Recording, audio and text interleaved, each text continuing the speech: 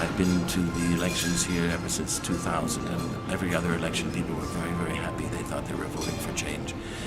But this time people were very sullen, and it was very hard to get a smile out of people and a political opinion.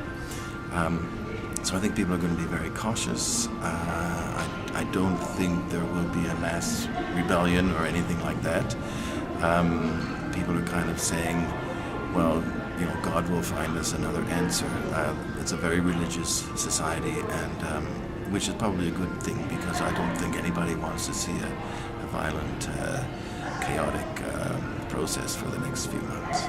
It's going to be very, very tough. I understand, and you may correct me on this, that the American ambassador has indicated that there will be a tough response. There will be if that is the case, there will be divisions within the international community. I'm quite certain the EU will follow the SADC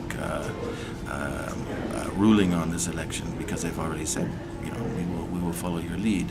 And there's kind of a mood in Europe to devolve responsibility to the regional powers. So they'll put the case in South Africa's hands, or SADC's hands, and South Africa itself will be drawn between the two ideologies, as they have been, between liberalism and more of an indigenization policy and an Africanist policy. So I would see there'd be a lot of tensions, a lot of divisions in the international community. Tendai Biti, as finance minister, was apparently re-engaging with the IMF.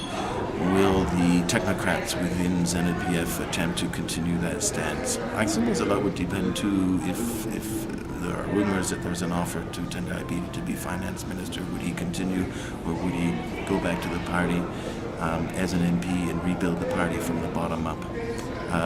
So it's difficult to see where some of these leaders will have their attention focused on rebuilding the party, on internal divisions within the parties, on both sides. So it's difficult to say that there would be a coherent economic policy within the next year or two. If the indigenization policies go ahead and so on, and if they don't work, the economy gets worse.